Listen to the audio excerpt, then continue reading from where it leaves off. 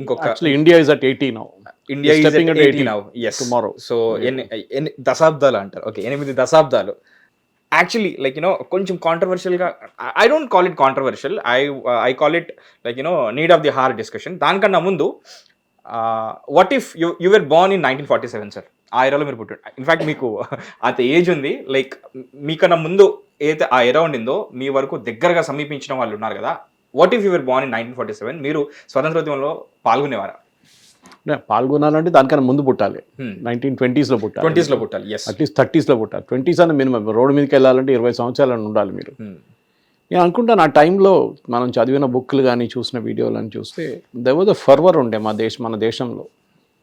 అంటే బ్రిటిష్ వాళ్ళని ఇక్కడి నుంచి పంపించేయాలి, క్విట్ ఇండియా మూమెంట్ ఉండే, సాల్ట్ సత్యాగ్రహ ఉండే, అట్లాంటి చాలా మూమెంట్స్ ఉండే అన్నమాట భారతదేశంలో. సైమన్ కమిషన్ వ్యతిరేకత, ఇదే అన్నీ జరిగింది. కానీ నేను అనుకుంటాను మనం సుభాష్ చంద్రబోస్ రూట్లో వెళ్తే బహుశా మనం ఒక 20 సంవత్సరాల ముందు మనకు స్వాతంత్రం వచ్చేస్తుండే. సుభాష్ చంద్రబోస్ గారి రూట్లో వెళ్ళుంటే. ఓకే, రాజ్గురు, సుఖ్దేవ్, చంద్రశేఖర్ ఆజాద్, మన సుఖ్దేవ్, భగత్ సింగ్, సుఖ్దేవ్, వీళ్ళు తీసుకున్న ఒక రూట్ తీసుకుంటే కూడా ఉంది. వీర్ సవర్కర్ తీసుకున్న ఇంకొక రూట్ ఉంది. బ్రిటిష్ లండన్లో ఉంటూ అక్కడి నుంచి పోరాటం చేసిన చాలామంది ఉన్నారు. Okay, we know all of them revolutionaries. దారులు వేరైనా గమ్యం ఒకటే అందరు ఒకటి. అక్కడ ఉంటే వాళ్ళు అంటారు అక్కడ కూర్చొని వాళ్ళ దగ్గర వాళ్ళని కొట్టాలి, అక్కడే కొట్టాలి లండన్లో అంటున్నారు. సుభాష్ చంద్రబోస్ ఏమో మన ఎనిమీస్తోనే కలిసాడు. ఎనిమీస్ అని చెప్పలేము, జాపనీస్ కానీ జర్మన్స్ కానీ రష్యన్స్ కలిసి మనం బ్రిటన్ మీద పోరాటం చేయాలి. అందరు ముగ్గురికి ఒకటే ఏముంది, బ్రిటిష్ వాళ్ళకి బ్రిటిష్ అంటే నచ్చరు, బ్రిటిష్తో యుద్ధం చేస్తున్నారు. సో వాళ్ళు they are ready to fight the British అన్నమాట. బ్రిటిష్ వాళ్ళు కూడా చాలా మటుకు మన దాన్ని ఒక డిసడ్వాంటేజ్గా తీసుకున్నారు, ఒక అడ్వాంటేజ్గా వాళ్ళు వాడుకున్నారు మన డిసడ్వాంటేజ్ని. ఎందుకంటే మనం ఎప్పుడు యునైటెడ్గా లేము. మనం ఇప్పుడు కూడా మన దేశం మీద ఎవరైనా ఆక్రమించినా కానీ మన దగ్గర ఎన్ని ఎయిర్క్రాఫ్ట్ పోయినాయి, ఎంతమంది చనిపోయారు, ఈ ప్రశ్నలు అడుగుతారు. ఈ క్వశ్చన్ మీరు ఇజ్రాయెల్లో కానీ యూఎస్లో ఎప్పుడు వినరు. వాళ్ళు దేశంకి, మీ దేశం మీద ఏదైనా అటాక్ జరిగితే వాళ్ళందరూ కలిసి వస్తారు, ఎస్పెషల్లీ ఇజ్రాయెల్ లాంటి దేశం. చాలా దేశాలు వాళ్ళతో పాటు. కానీ మన దేశంలో మనం చూస్తున్నాం అంటే ఎప్పుడైనా మనం ఒక బయట నుంచి ఒక అటాక్ జరిగినప్పుడు నార్మల్గా మన ఇంటి మీద కూడా ఎవరైనా దాడి చేస్తే మన ఇంట్లో వాళ్ళు ఎంత డిఫరెన్స్ ఒపీనియన్ ఉన్నా కానీ అందరు కలిసి వస్తారు ఆ టైంలో అడ్డుకోవడానికి బయట నుంచి వచ్చినని. ఇది అట్లా జరగట్లేదు మన దగ్గర.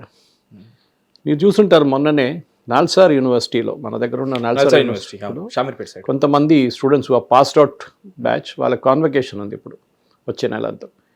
చీఫ్ జస్టిస్ ఆఫ్ ఇండియాని ఇన్వైట్ చేశారు. వాళ్ళ దగ్గర నుంచి కొంతమంది ప్రొఫెసర్స్ అండ్ కొంతమంది స్టూడెంట్స్ పాస్డ్ అవుట్, వాళ్ళు ఒక లెటర్ రాశారు. వారు వీసీకి లెటర్ రాసి చీఫ్ జస్టిస్ ఆఫ్ ఇండియాని ఇన్వైట్ చేయకూడదు, గవర్నమెంట్ నడిపిస్తున్న నాల్సార్ యూనివర్సిటీలో గవర్నమెంట్ ఫండెడ్ ఎడ్యుకేషన్ తీసుకొని ఒక కాన్స్టిట్యూషనల్ బాడీ అన్న చీఫ్ జస్టిస్ని ఇన్వైట్ చేయకూడదని చెప్పి వీళ్ళు ప్రచారం చేస్తున్నారు. నాకు స్టూడెంట్స్తో అంత ప్రాబ్లం లేదు. మొన్న జవహర్లాల్ నెహ్రూ యూనివర్సిటీలో ఉమర్ ఖాలిద్ గురించి ఒక పుస్తకం రిలీజ్ చేయడం ఏముండే, పెద్ద గొడవ జరిగింది. ఏబీవీపీ వాళ్ళు వచ్చారు, వాళ్ళు స్లోగన్స్ రేస్ చేశారు. దాని తర్వాత దాంట్లో ఒక ప్రొఫెసర్ ఉన్నారు, ఆమె వీళ్ళని తిట్టడం మొదలుపెట్టారు. ఈ ఏబీవీపీ వాళ్ళు నేను చూసుకుంటా అది ఇది అని చెప్పి. ఆలోచించండి, ఆ కాలేజ్లో లెక్చర్ చెప్తున్న స్టడీయింగ్ ఆమె టీచింగ్ ప్రొఫెసర్, ఆమె రేపు క్లాస్లో ఆన్సర్ షీట్స్ కరెక్ట్ చేస్తున్నప్పుడు ఆమె లాయల్టీ ఎక్కడ ఉంటుంది? లెఫ్టిస్ట్ స్టూడెంట్స్ ఎవరున్నారో ఆమెకు చాలా క్లియర్గా తెలుసు, వాళ్ళకి ఎక్కువ మార్కులు ఇస్తారు. రైటిస్ట్ స్టూడెంట్స్ ఎవరున్నారో వాళ్ళకి మార్కులు తక్కువ ఇస్తారు. ఇదంతా జరుగుతుంది. This is all happening also. ఉంటుందా సార్ ఈ టార్గెట్? జేఎన్యూలో ఉందే కదా, జేఎన్యూలో ఉండే. JNU the classic bed of it. డియూలో ఉంది, ఢిల్లీ యూనివర్సిటీలో ఉంది, మన దగ్గర యూనివర్సిటీ ఆఫ్ హైదరాబాద్లో ఉండే. నేను ఎవరు పేర్లు తీసుకోను కానీ నక్సల్ మూమెంట్ ఉన్న టైంలో, నక్సలిజం పీక్ ఉన్న టైంలో చాలామంది మన దగ్గర లెఫ్టిస్ట్ భావజాలు ఉన్న చాలామంది ఉన్నారు. ఉస్మానియాలో కూడా ఉండే ముందు. సో మీరు ఎడ్యుకేషన్ చెప్తున్నాడు, యూ షుడ్ బి న్యూట్రల్. మీకు రిలీజన్ ఉండొచ్చు, మీకు పొలిటికల్ అఫిలియేషన్ ఉండదు, అదంతా ఇంటికాడ పెట్టుకోవాలి. అది పెట్టుకోకుండా మీరు ఓపెన్గా వచ్చి ఒక పర్టికులర్ స్ట్రీమ్ ఆఫ్ థాట్ని మీరు వాళ్ళే correct, Umar Khalid freedom fighter, Umar Khalid అది అని చెప్పి చెప్పడానికి, then it becomes an issue. Okay, అది కాకుండా చాలామంది దీనికన్నా ముందు కూడా మనం చూసాం. జేకేఎల్ఎఫ్ చీఫ్ ఆయన్ని ఉరి తీసినప్పుడు అప్పుడు ప్రొటెస్ట్ ఉండే మన దగ్గర. తర్వాత మన పార్లమెంట్ మీద అటాక్ చేసిన వాళ్ళని ఉరి తీసినప్పుడు అప్పుడు కూడా అటాక్ ఉండే, అప్పుడు కూడా దాన్ని వ్యతిరేకించారు. ఎందుకు మన 26/11 నడిపించిన అజ్మల్ కసబ్ని డెత్ సెంటెన్స్ ఇస్తే దాని వ్యతిరేకంగా ఒక 200-300 మంది ప్రొఫెసర్లు, జర్నలిస్టులు వీరందరూ సంతకం పెట్టారు. సో సివిల్ సొసైటీ వాళ్ళందరూ కలిసి. అంటే మన దేశం మీద ఎవడైనా దాడి చేస్తే 8, 9, 11 మంది సెక్యూరిటీ ఫోర్సెస్ చంపిన తర్వాత వాళ్ళ మీద సింపతి చూపిస్తున్నాను. ఇదే నాకు బాధ అనిపిస్తుంది.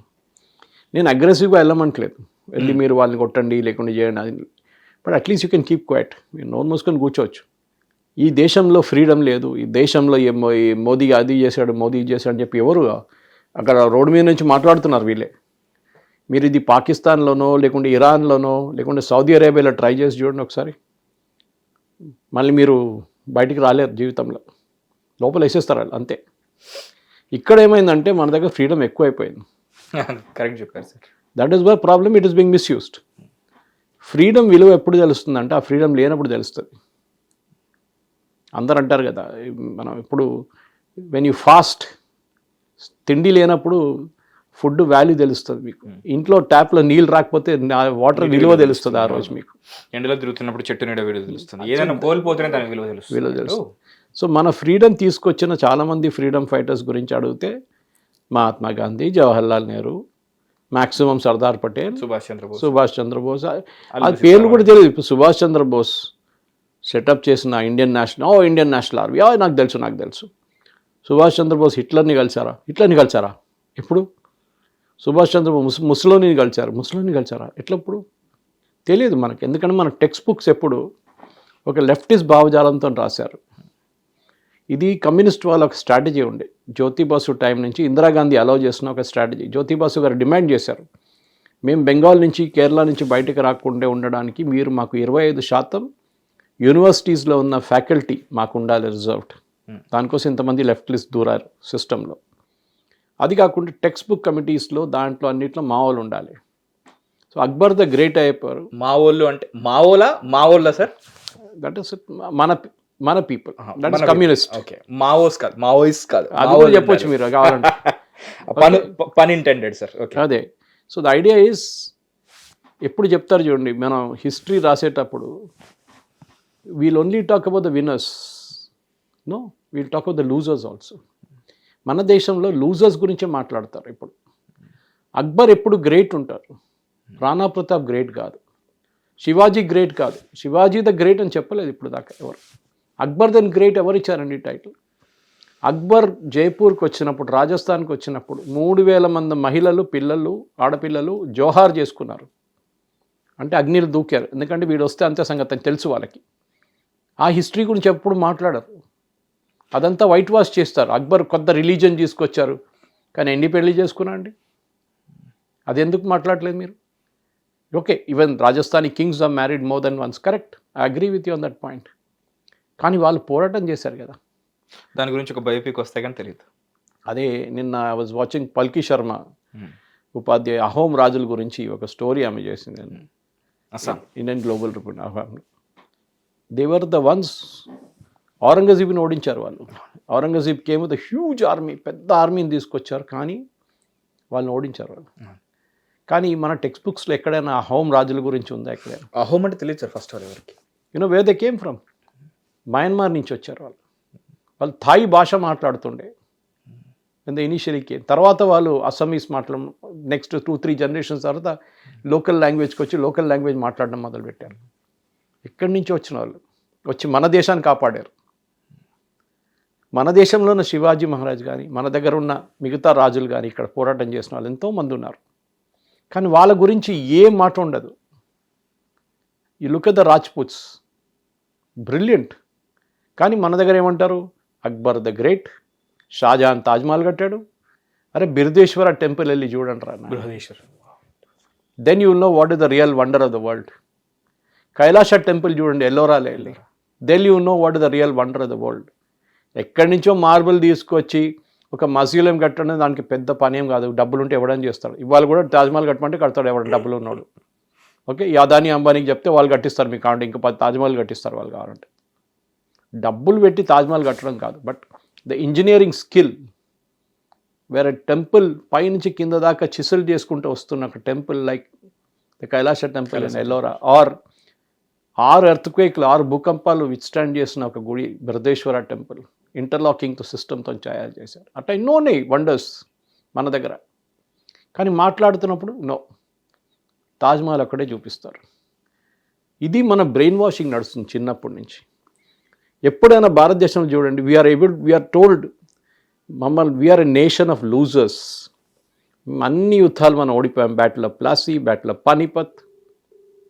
మనం గెలిచిన యుద్ధాల గురించి ఎవరైనా చెప్తున్నారా? ఎవరు మాట్లాడరు.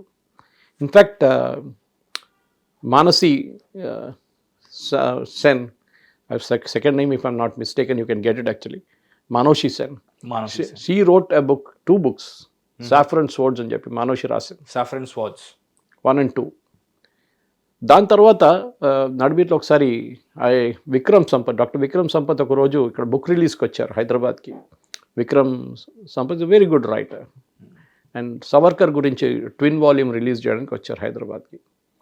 వచ్చినప్పుడు ఆయన్ని నేను ఎయిర్పోర్ట్ నుంచి పికప్ చేసుకుని వస్తున్నప్పుడు మాట్లాడుతూ ఆయన చెప్పారు, ఈ బుక్ అయిపోయింది, next what do think Suresh I should write అన్న. నేను చెప్పిన, you should write about the queens of India who never lost a battle. Queens of India.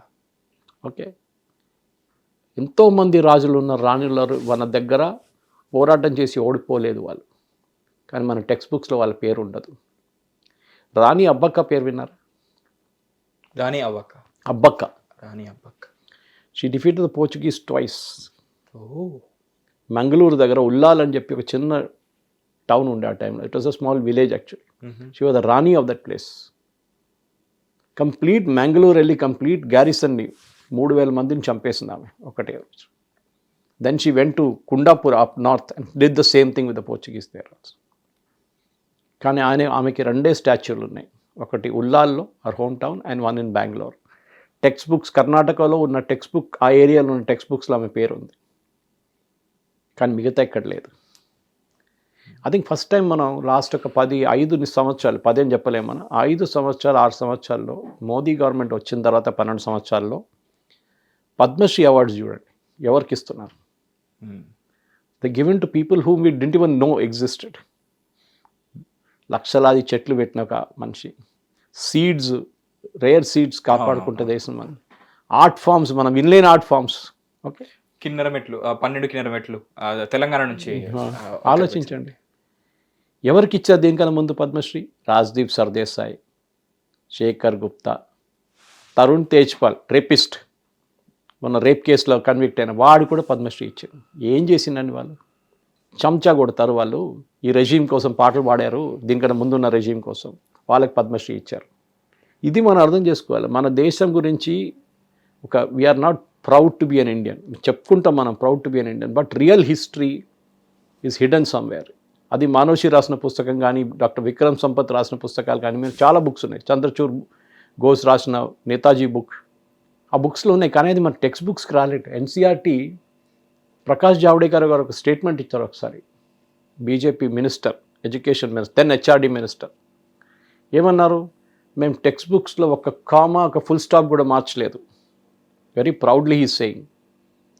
దాని తర్వాత ధర్మేంద్ర ప్రధాన్ వచ్చిన తర్వాతనే ఈ మార్పులు వచ్చినాయి. దానికోసం ఆయన తీసేశారు. మీకు గుర్తు, that agitation was not about his NEET exam, అది ఒక పార్ట్ ఉంటుంది.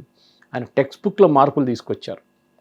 ముఘల్ సామ్రాజ్యం గురించి తక్కువ మాట్లాడి మన ఇండియన్ రాజుల గురించి ఎక్కువ మాట్లాడమని దే ఇన్కాపరేటెడ్ ఇట్. దా కోపం లెఫ్టిస్ట్కి ఉండే, ఆ కోపం అరవింద్ కేజ్రీవాల్ పార్టీ వాళ్ళకు ఉండే ధర్మేంద్ర ప్రధాన్ మీద. NEET exam okay, agree with that, కానీ ఆయన చేసిన మార్పులు ఇప్పుడు కూడా టెక్స్ట్ బుక్స్లో ఇప్పుడు కనిపిస్తుంది. హిట్ టీవీ యాప్, ఇందులో short news, live news, entertainment shows, movies, digital magazines తో పాటు మీ జిల్లా వార్తలను కూడా ఫ్రీగా చూడొచ్చు. ఇంకెందుకు ఆలస్యం, వెంటనే హిట్ టీవీ యాప్ ని డౌన్లోడ్ చేసుకుని ఫ్రీగా ఎంటర్టైన్మెంట్ పొందండి. Hit TV app, hit TV app, please download hit TV app. Hit TV app ని ఫ్రీగా డౌన్లోడ్ చేసుకొని ఎంజాయ్ చేయండి. మీకు నచ్చిన ఎంటర్టైన్మెంట్ కోసం హిట్ టీవీ యాప్ ని ఫ్రీగా డౌన్లోడ్ చేసుకొని ఎంజాయ్ చేయండి. హిట్ టీవీ యాప్ ని డౌన్లోడ్ చేసుకుని ఆస్వాదించండి, ఆశీర్వదించండి. ఇంతమంది సెలబ్రిటీలు హిట్ టీవీ యాప్ ని డౌన్లోడ్ చేసుకోండి అని చెప్తున్నారంటే ఎంత మంచి యాప్ ఆలోచించండి. అమెరికా అమెరికా అమెరికా అమెరికాలో చదవాలనుకునే వాళ్ళకి విశ్వసనీయమైన పేరు మన శౌర్య consultancy. UK Law 1 Year Masters. UK Law 1 Year Masters. 2 years work permit up to 5 years visa. Contact Saurya Consultancy. Contact 89851 89851.